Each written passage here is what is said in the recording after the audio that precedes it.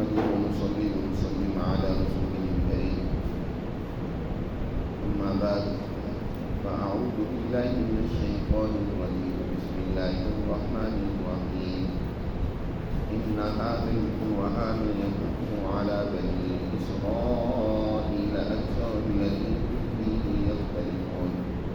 وإنه لهدى ورحمة للمؤمنين إن ربك يقضي بينهم بحكمه وهو العزيز العليم فتوكل على الله إنك على الحق المبين إنك لا تسمع الموتى ولا تسمع الصم الدعاء إذا ولوا مدبرين وما أنت بهاد العمي عن ضلالتهم إن تسمع إلا من يؤمن بآياتنا فهم مسلمون وإذا وقع القول عليهم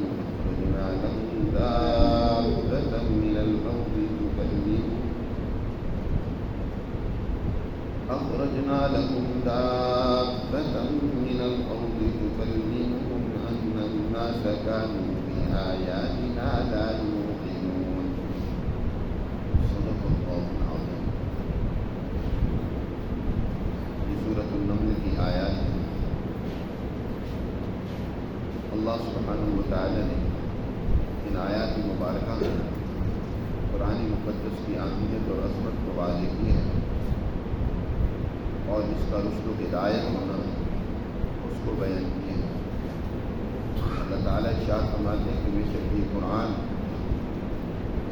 یقص علی بنی اسرائیل اکثر الذی فیہ یختلفون. یہ قرآن مقدس بنی اسرائیل کے اکثر ان واقعات کو بیان کرتا ہے جن میں یہ اختلاف کر رہے ہیں. بنی اسرائیل چاہے وہ یہودیوں پر مشتمل ہوں چاہے وہ نصارہ پر مشتمل ہوں، یہ دونوں جماعتیں بنی اسرائیل کی کہلاتی ہیں. ان دونوں میں باہمی اختلاف اور جھگڑے بہت زیادہ پیدا ہوئے. یہودیوں میں بھی جزوی مسائل میں بڑی شدت پیدا ہوئی، معمولی مسائل، اور یہی حال نصارہ کا ہوا. ان میں حضرت عیسیٰ علیہ السلام کی ذات کے بارے میں بڑے جھگڑے کھڑے کر لیے. کوئی ان کو خدا کا بیٹا قرار دیتا ہے اور کوئی ان کو خود خدا ہی مانتا ہے. ان اللہ ثالث ثلاثہ، عیسیٰ علیہ السلام تو 3 خدا ہیں اور ان میں سے تیسرے ہی. اور اس طرح کے بے شمار نظریات و افکار نصارہ میں پیدا ہو گئے جس کی بنیاد پر ایک دور میں ان کے درمیان بڑے جھگڑے، قتل و غارت گیری، ایک دوسرے پر کفر کے فتوے، ایک دوسرے کے خلاف فتویٰ بازی. اس کی کچھ مثالیں آپ اپنی مسلمان فرقوں میں بھی دیکھ سکتے ہیں. جیسے آج مسلمان بہت ساری جماعتوں میں اور فرقوں میں تقسیم ہوئے نظر آتے ہیں اور ہر فرقہ، ہر گروہ، ہر جماعت دوسرے کی تکفیر کر رہی ہے، دوسرے کی تضلیل کر رہی ہے. بلکہ بعض اوقات تو بعض مسائل میں اتنی شدت اختیار کر لیتے ہیں کہ ایک دوسرے سے بات چیت کرنا، ایک دوسرے سے انسانی بنیادوں پر ان کے ساتھ رویے اختیار کرنا، ملنا، یہ بھی ختم ہو جاتا ہے. اسلام سے پہلے یہ شدت بنی اسرائیل میں بہت زیادہ تھی. اور اختلاف کی کیا حقیقت ہے؟ قرآن مقدس میں آ کر اس کو کھول کر بیان کر دیا کہ اختلاف حقیقت میں تو کچھ تھا ہی نہیں. جو شرائع میں اختلاف ہوتا ہے، ہر دور میں اللہ انبیاء کو، پیغمبروں کو اس وقت کے تقاضے اور ضرورت کے تحت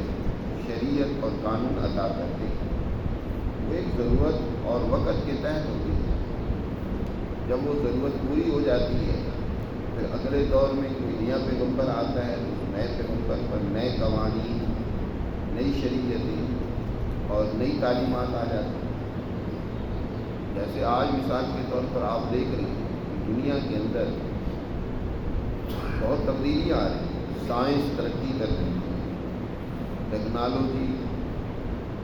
بہت آگے بڑھی ہے۔ آج کے دور میں کچھ نئے مسائل پیدا ہوتے ہیں تو نئے مسائل کا حل بھی تو ہونا چاہیے۔ ان مسائل کی روشنی میں کیسے آپ عمل کر سکیں، کیسے آپ کا کردار متعین ہو۔ دین اسلام میں تو اتنی جامعیت موجود ہے کہ تا قیامت آنے والے مسائل ان کا حل موجود ہے، اور فقہا کا یہی کام ہوتا ہے، علماء ربانی کا یہی کام ہوتا ہے کہ ان بنیادی اصولوں کو سامنے رکھتے ہوئے جو جزیات پیدا ہو گئی ہیں ان جزیات کا حل تلاش کریں قرآن و حدیث کی روشنی میں۔ تو اس طریقے سے ان کا حل آ جاتا ہے کہ ان کے استعمال کا کیا طریقہ ہونا چاہیے۔ آج مثلا ایک دور تھا دنیا میں سیاسی حوالے سے بادشاہتوں کا، پھر دور پیدا ہو گیا جمہوریتوں کا۔ اس دور میں کیسے سیاسی طریقہ کار ہوگا حکمرانی کا، حضرت الامام شاہ ولی اللہ رحمۃ اللہ علیہ نے اس پر بڑی تفصیلی گفتگو کی ہے۔ یا اسی طرح اقتصادیات میں ایک دور تھا کہ انسان وہ اپنے ہاتھ سے کام کرتا تھا زیادہ تر اور اپنی اس محنت کا معاوضہ لیتا تھا، لیکن پھر ایک دور آیا کہ اس کے اندر مشین وجود میں آ گئی۔ پہلے صنعت زیادہ تر وہ ہاتھوں کے ذریعے سے وجود میں آئی، کپڑا بنایا جاتا تھا، ہاتھ کے ذریعے سے بنایا جاتا ہے، اس میں چند ایک افراد مل کر چلو کام کرتے ہیں، لیکن جب مشین آئی تو اس نے بڑی تیزی سے اس کپڑے کی بنائی اور تیاری کا عمل شروع کر دیا۔ اب اس دور کے اندر اس مشین کا استعمال جو ہو رہا ہے اس کے نتیجے میں پیداوار پروڈکشن بہت بڑھ گئی ہے، تو کیا اب مزدور اس کا کیا حق ہوگا، اس کو کیا معاوضہ ملنا چاہیے، اس کی کیا اہمیت ہے، یا یہ اس کے نتیجے میں جو مسائل پیدا ہو رہے ہیں ان کا کیا حل ہے۔ اس پر بھی حضرت الامام شاہ ولی اللہ رحمۃ اللہ علیہ نے بڑی تفصیلی گفتگو کی ہے کہ اس دور میں جو یہ پیدا ہونے والے مسائل ہیں، کاروباری رشتے ہیں، ان کی نوعیت کیا ہوگی۔ تو بنی اسرائیل میں بھی اس طرح کے مسائل جب پیدا ہوئے تو انہوں نے بجائے ان کو حل کرنے کے آپس میں جھگڑے اور اختلافات شروع کر دیے، اور ان جھگڑوں کے نتیجے میں ایک فرقہ دوسرے فرقے کے خلاف کفر کے فتوے لگاتا ہے، گمراہی کے فتوے لگاتا ہے، حقیقت کو نہیں سمجھتے۔ قرآن مجید نے آ کر ان اختلافات کو واضح کر دیا، فرمایا ان ھذا القرآن، بے شک یہ قرآن یقص علی بنی اسرائیل، بنی اسرائیل کے واقعات کو بیان کرتا ہے، اکثر وہ واقعات جن میں یہ اختلاف کر رہے ہیں، وَإِنَّهُ لَهُدًى وَرَحْمَةٌ لِّلْمُؤْمِنِينَ، اور یہ قرآن مقدس اللہ کی طرف سے انسانیت کے لیے سراپا ہدایت ہے، اور اللہ کی طرف سے آنے والی بہت بڑی رحمت ہے۔ لیکن اس رحمت سے ہے تو یہ ساری انسانیت کے لیے سراپا ہدایت و رحمت، لیکن اس کی ہدایت و رحمت کا فائدہ وہی لوگ اٹھائیں گے جس کو مانیں، اس کی تعلیمات پر یقین رکھیں۔ ایک مان ہی نہیں رہا، وہ اس قرآن کو ہی جھٹلائی جا رہا ہے، تو بھائی اس کی رحمت سے، اس کی ہدایت سے فائدہ اٹھانا وہ تو بعد کی بات ہے، پہلے تو تسلیم کرو۔ جو لوگ تسلیم کرتے ہیں اس قرآن مقدس کو، اس پر ایمان رکھتے ہیں، اس کو مانتے ہیں کہ اللہ سبحانہ و تعالیٰ عظمت والی ذات کا یہ کلام ہے اور ہماری ہدایت و کامیابی کے لیے ہے، فائدہ اس قرآن کا انہی کو ہوگا۔ اس کی مثال یوں سمجھیں کہ اگر کسی کالج میں، یونیورسٹی میں، اسکول میں استاد لیکچر دیتا ہے، بچوں کو اپنا علم ٹرانسفر کرتا ہے، اب جو بچے وہاں کلاس روم میں پوری توجہ اور یکسوئی سے اپنے استاد کے لیکچر کو سنیں گے، انہیں بات سمجھ آئے گی اور وہی اس سے کچھ سیکھ سکیں، اس سے وہی فائدہ اٹھا سکیں۔ اور اگر کلاس روم میں کچھ بچے ایسے ہوں جو استاد کی بات کی طرف دھیان ہی نہ دیں، موبائل میں لگے ہوئے گیمیں کھیل رہے ہیں،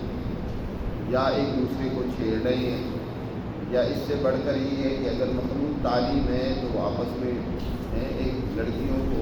وہ نظریں ادھر انہوں نے گھما رکھی ہیں، ادھر خرابیاں پیدا کر رکھی ہیں، اور بعد میں اگر ان کو اس لیکچر کی سمجھ نہ آئے اور اس کے مطابق ظاہر ہے جب سمجھ نہیں آئے گی وہ کوئی پریکٹیکل کوئی اس کے مطابق عمل نہیں کر سکیں گے، فیل ہو جائیں گے۔ اب اس میں اس استاد کے لیکچر کا قصور نہیں ہے، قصور ان کی اپنی غلطی ان کی اپنی ہے، ان کی توجہ نہیں۔ فائدہ انہیں کو ہوا جنہوں نے اس لیکچر کی طرف دھیان دیا، توجہ دی اور اپنے مقصد کو انہوں نے حاصل کرنے کی کوشش کی۔ یہی بات قرآن مجید بھی کہہ رہا ہے کہ یہ قرآن ہدایت و رحمت ہے، لیکن اس کا فائدہ کس کو ہوگا؟ جو اس کو مانے، سنے، اس پر عمل کرے۔ وَإِنَّهُ لَهُدًى وَرَحْمَةٌ لِّلْمُؤْمِنِينَ إِنَّ رَبَّكَ يَقْضِي بَيْنَهُمْ بِحُكْمِهِ وَهُوَ الْعَزِيزُ الْعَلِيمُ۔ اور یاد رکھو یہ جو جھگڑے ہیں انسانوں کے درمیان، آج بہت زیادہ اختلافات آج بھی آپ کو نظر آتے ہیں، بہت ساری چیزوں میں جھگڑے، ہر ایک اپنی بات کو منوانے کے لیے ایک زوردار طریقہ کار بھی رکھتا ہے۔ اس کا مکمل فیصلہ تو نہیں ہو سکتا دنیا میں، اللہ نے دنیا میں اختیار کیا ہے، دنیا میں اللہ نے ہر ایک کو موقع اور مہلت کو پیچھے اپنے جیسے کہ پڑھا ہے۔ اس دنیا کے اندر اللہ سبحانہ و تعالی نے اپنی رحمت کے تقاضے کے تحت قانون امہال قائم و جاری کیا۔ قانون امہال کہتے ہیں مہلت دینے کا قانون۔ اس کی رحمت کا تقاضا یہ ہے کہ ہر ایک کو اس دنیا میں مہلت اور موقع دیا جائے۔ کوئی گناہ گار ہے، کوئی ظالم ہے، کوئی فسادی ہے، کوئی بدمعاش ہے، اس کی رحمت کا تقاضا یہ ہے کہ اس کو بھی موقع دیا جائے کہ وہ بھی اللہ کی طرف توبہ کرنا چاہتا ہے، اپنے گناہوں کی بخشش مانگنا چاہتا ہے، باز آنا چاہتا ہے، اس سے غلطیاں ہو گئی ہیں تو اس کو بھی موقع ملنا چاہیے۔ تو اللہ کی رحمت جیسے پیچھے فرمایا وَإِنَّ رَبَّكَ لَذُو فَضْلٍ عَلَى النَّاسِ، تیرا رب لوگوں پر بڑا ہی فضل و مہربانی والا ہے کہ وہ فوراً گناہوں پر گرفت نہیں کرتا بلکہ ہر ایک کو موقع دیتا، ہر ایک کے لیے نیکی کرنے والے کے لیے بھی موقع ہے کہ مزید نیکی کر لے تاکہ تیرے درجات بڑھتے چلے جائیں۔ گناہ گار کو بھی موقع دیا جاتا ہے کہ وہ گناہ سے باز آ جائے، توبہ کر لے، اللہ کی طرف رجوع کر لے، تاکہ کل یہ نہ کہے کہ مجھے تو موقع ہی نہیں ملا۔ اس لیے اللہ فوراً سزا نہیں دیتا، بعض اوقات بعض گناہوں پر جرائم پر سزا بھی دیتا ہے، لیکن زیادہ تر اس اللہ کا قانون مہلت کا ہے، موقع دینے کا۔ فیصلہ قطعی طور پر تو قیامت کے دن ہوگا بندوں کے درمیان، کون سا انسان درست راستے پر تھا، کون سا غلط راستے پر تھا۔ یہاں فیصلہ کلی طور پر نہیں ہو سکتا، اس نے فرمایا ان ربک یقضی بینہم بحکمہ، بے شک تیرا رب ان کے درمیان اپنے حکم سے فیصلہ کرے گا، ایک فیصلہ ہوگا ان کے درمیان کہ تم جو کر رہے تھے وہ کہاں تک درست تھا۔ وہو العزیز العلیم، اور وہی غالب اور وہی سب کچھ جاننے والا ہے۔ غلبہ تو آپ اسی کا ہے، دنیا میں بھی وہی اپنی اس جماعت سچی مسلمان جماعت کو غلبہ دے گا جب وہ اس کی تعلیمات کو لے کر آگے بڑھیں گے، اور آخرت میں بھی اسی سچی مسلمان جماعت کو اللہ کامیاب کرے گا۔ اور العلیم وہ جانتا ہے، سب کچھ جانتا ہے کہ کون اس کا اہل ہے اور کون نہیں۔ اے پیغمبر، آپ جو دنیا میں حق و صداقت کے علم بردار اور معیار بن کر تشریف لائے ہیں، یہ لوگ آپ کی بات نہیں سن رہے، اپنی غلطیوں کو آپ کی ذات عالی کو سامنے رکھ کر درست نہیں کرنا چاہتے، آپ سے رہنمائی نہیں لینا چاہتے، آپ سے دشمنی کر رہے ہیں۔ آپ اللہ کا یہ پیغام جو دنیا میں غالب کرنا چاہتے ہیں اس کے راستے میں رکاوٹیں ڈالتے ہیں۔ آپ پریشان نہ ہوں، اپنے کام کو جاری رکھیں۔ آپ کا اعتماد اور بھروسہ اس ذات پر ہونا چاہیے جو العزیز العلیم ہے، جو غالب ہے، غلبہ دے گی آپ کو۔ آپ درست راستے پر ہیں، آپ صحیح کام کر رہے ہیں، آپ اس حوالے سے کسی ہچکچاہٹ کا شکار نہ ہو بلکہ اس راستے پر گامزن رہیں۔ فرمایا فتوکل علی اللہ، اے پیغمبر آپ اللہ پر اعتماد اور بھروسہ کر کے اپنے کام کو جاری رکھیں۔ انک علی الحق المبین، بے شک آپ واضح درست اور سیدھے راستے پر، ادھر ادھر کی پگڈنڈیوں میں آپ نہیں چل رہے، آپ بالکل صراط مستقیم پر ہیں، حق المبین پر ہیں۔ آپ کا کیا خیال ہے جب نبی کریم صلی اللہ علیہ وسلم کو اللہ سبحانہ و تعالی نے یہ بات فرمائی کہ آپ بالکل سیدھے راستے پر ہیں، آپ صحیح کام کر رہے ہیں، کتنا آپ کا حوصلہ بڑا ہوگا، کتنی آپ کو تسلی ہوئی ہوگی، کتنا اعتماد ہوا ہوگا۔ جس مالک کے لیے انسان کام کر رہا ہے وہی کہے کہ آپ کام ٹھیک کرتے ہیں، ظاہر ہے کام کرنے والے کا حوصلہ اور بلند ہو جاتا ہے۔ بس میں نے جس کے لیے کام کرنا ہے وہ کہہ رہا ہے کہ کام ٹھیک ہے تمہارا، وہ اور ہمت سے، جذبے سے، وہ پوری طاقت سے کام کرے گا۔ یہی تھی وجہ تھی کہ نبی کریم صلی اللہ علیہ وسلم پر بڑے طوفان آئے، آندھیاں آئیں، ہر طرف سے آپ کو روکنے کی کوشش کی گئی، لالچ دیے گئے، تشدد کیا گیا اور بہت کچھ کیا گیا، لیکن آپ صلی اللہ علیہ وسلم رکے نہیں، جھکے نہیں، بکے نہیں، آپ تھمے نہیں۔ آپ صلی اللہ علیہ وسلم اپنی اسی عزم اور ہمت اور ارادے کے ساتھ اللہ کے اس دین کے لیے کردار ادا کریں، حتیٰ کہ آپ نے ایک ایسی جماعت تیار کر دی کہ آپ کے جانے کے بعد آپ اس مشن کو آگے نسل انسانیت تک منتقل کرنے، دنیا میں اللہ کے اس نظام کو قائم اور غالب کرنے کے لیے کردار ادا کرتی ہے۔ اسی کا نتیجہ ہے کہ آج صدیاں بیت گئی، اللہ کا دین ہم تک پہنچا ہوا ہے، یہ آپ کی اس محنت اور جدوجہد کا نتیجہ ہے۔ فرمایا انک علی الحق المبین۔ باقی کچھ لوگ نئی بات آپ کی سن رہے، ان کے حوالے سے آپ پریشان نہ ہو۔ ان کی حالت ہوئی جیسے میں نے پہلے مثال دی ہے کہ کلاس روم میں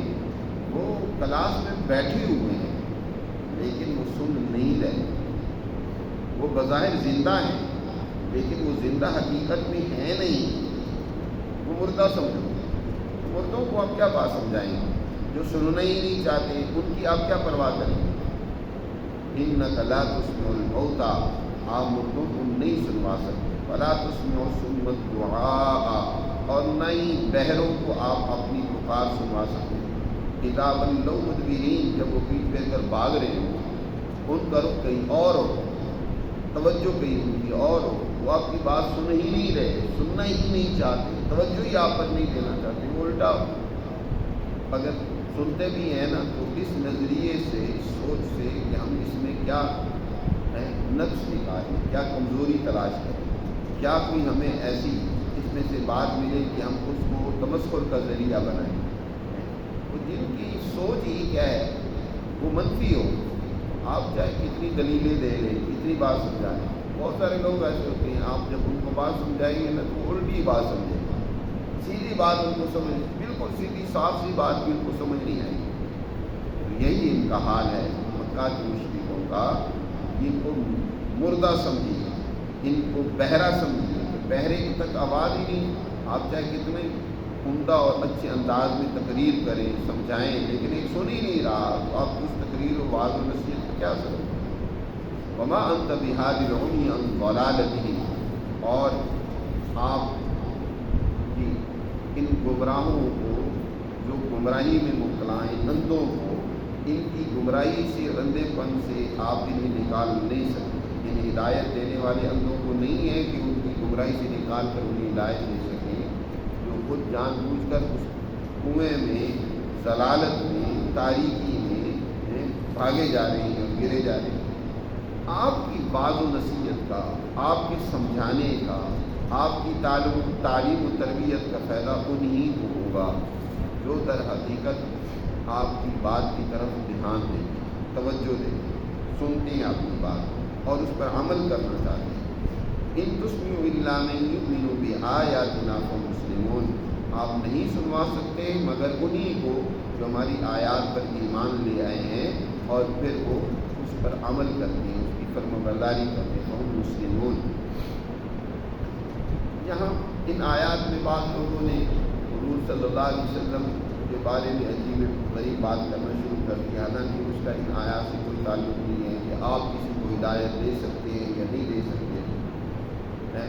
آپ صلی اللہ علیہ وسلم کے پاس کیا اختیار ہے، کیا اختیار نہیں ہے، ان بحثوں کی تو یہاں کوئی ضرورت نہیں۔ اللہ تعالیٰ ایک بات سمجھا رہے ہیں کہ بھائی بات کا اثر فائدہ انہیں کو ہوگا جو بات سنیں، جو سمجھنا چاہیے، جن پر جو عمل کرنا چاہیے۔ اب آپ بیٹھے کلاس میں لیکچر دے رہے ہیں، بڑے ہی آپ نے محنت سے لیکچر ٹرانسفر کیا، لیکن کوئی سن ہی نہیں رہا۔ کچھ ایسے طالب علم ہیں جو سو رہے ہیں، کوئی ایسے طالب علم ہیں جو آپس میں کھیل کود میں اور شرارتوں میں مصروف ہیں۔ اب انہیں نہ سمجھ آئے، اب اس میں حضور صلی اللہ علیہ وسلم کی کوتاہی نہیں ہے یا اس استاد کی کوتاہی نہیں ہے۔ اس نے تو اپنی محنت سے پوری تیاری کر کے لیکچر ٹرانسفر کیا اور بہت ساروں کو اس سے فائدہ حاصل ہوا بھی ہے۔ جیسے نبی کریم صلی اللہ علیہ وسلم کی تعلیمات سے جو جماعت تیار ہوئی ہے، اسی قرآن سے حضور ہی کی ذات سے انہیں ہدایت ہوئی اور وہ باکردار ہیں، اعلیٰ اخلاق کے حامل، تا قیامت انسانیت کے لیے نمونہ بن کر سامنے آئے۔ انہیں ہدایت کیسے ملی؟ اس قرآن سے ملی، حضور صلی اللہ علیہ وسلم کی تعلیمات سے ملی۔ اگر کچھ لوگوں کو ابو جہل اینڈ کمپنیوں کو ہدایت نہیں ہوئی تو اس کی وجہ در حقیقت ان کی وہ شرارتی ذہن ہے، ان کی وہ اپنی کمزوری اور خرابی ہے، ان کی وہ اپنی بے توجہی ہے، اس کی وجہ سے ہدایت سے معلوم رہے۔ فائدہ انہیں کو ہوگا، یاد رکھیں ہمیشہ، جو اپنے دل کے کان اللہ کی تعلیمات کی طرف لگاتے، سنتے، عمل کرنا چاہتے۔ اور قرآن نے یہ بات بھی فرما دی ہے کہ آپ پریشان نہ ہوں، آپ اپنا کام کرتے رہیں یہاں تک کہ وہ وقت بھی آئے گا کہ جب آپ کا یہ دین دنیا پر غالب آئے گا۔ وَإِذَا وَقَعَ الْقَوْلُ عَلَيْهِمْ، جب واقع ہوگا قول ان کے خلاف، یہ اللہ کا یہ حکم پورا ہوگا کہ آپ کو غلبہ، آپ کی جماعت کو غلبہ ملے گا، تو اس وقت کیا ہوگا کہ اخرجنا لہم دابۃ من الارض، ہم نکالیں گے ان کے لیے دابۃ من الارض، زمین کے ایک جانور کو جو ان سے بات کرے گا۔ ان الناس کانوا بآیاتنا لا یؤمنون، بے شک لوگ ہماری آیات و تعلیمات پر یقین نہیں رکھتے۔ اس آیت کا مطلب متعین کرنے میں مفسرین کی مختلف آراء ہیں۔ بعض اس آیات کو قیامت کے ساتھ جوڑتے ہیں کہ قیامت کے قریب اللہ سبحانہ و تعالیٰ ایک دابۃ من الارض نکالے گا، یعنی قیامت کی جو نشانیاں ہوں گی ان میں سے بے شمار نشانیاں نبی کریم صلی اللہ علیہ وسلم نے بیان فرمائی ہیں۔ مثلا سورج وہ مشرق سے طلوع ہونے کی بجائے مغرب سے طلوع ہوگا، اسی طرح یاجوج ماجوج کا آنا، اور اسی طرح جو ہے مختلف اور نشانیاں، حضرت مسیح علیہ السلام کا آنا، امام مہدی کا آنا، اور ایک یہ کہ اللہ ایک ایسا جانور پیدا کرے گا جو لوگوں سے بات کرے گا، کلام کرے گا۔ اسی کا اس آیت میں ذکر ہے، بعض مفسرین کہتے ہیں، لیکن محققین مفسرین کہتے ہیں کہ نہیں، سیاق و سباق سے یہ معلوم ہوتا ہے کہ اس آیت کا تعلق در حقیقت حضرت عمر فاروق رضی اللہ تعالیٰ عنہ کی اس پیشین گوئی سے متعلق ہے جو تورات میں بھی ان کے متعلق آئی۔ جب حضرت عمر فاروق رضی اللہ تعالیٰ عنہ کے دور میں بیت المقدس، شام کی سرزمین فلسطین یہ فتح ہوا، تو مسلمان فوجوں نے بیت المقدس کا محاصرہ کر دیا۔ بیت المقدس اس وقت عیسائی طاقت و قوت ماں غالب ہے، ان کے قبضے میں۔ اب مسلمانوں نے محاصرہ کیا ہوا ہے، تو عیسائی حکمرانوں نے مسلمان کمانڈر سے بات کی اور کہا کہ ہم بغیر کسی جنگ اور لڑائی کے بیت المقدس تمہارے حوالے کرتے ہیں، بشرطے کہ تمہارے خلیفہ، تمہارے امیر المومنین، مسلمانوں کے لیڈر کو یہاں خود آئے، ہمارے ساتھ معاہدہ کریں،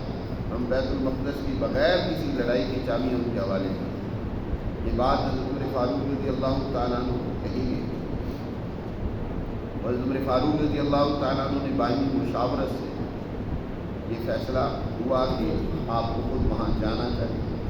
حضرت علی رضی اللہ تعالیٰ عنہ کو جانشین بنایا گیا حضرت عمر کا، پیچھے حکومت ان کے سپرد کی گئی، اور چند ایک معززین کے ساتھ حضرت عمر فاروق رضی اللہ تعالیٰ عنہ نے سفر شروع کیا، اور حضرت عمر کے پاس جو سواری تھی ایک ہی سواری تھی، اور ان کی خدمت کے لیے غلام بھی ساتھ تھا۔ اسی ایک سواری پر سفر کرتے ہوئے حضرت عمر فاروق رضی اللہ تعالیٰ عنہ مدینہ سے روانہ ہوئے اور بیت المقدس میں پہنچے، ایک ہی سواری پر، جس پر کیا ہے کبھی غلام سوار ہوتا ہے، کبھی آقا سوار ہوتا ہے، اس طریقے سے سفر کیا۔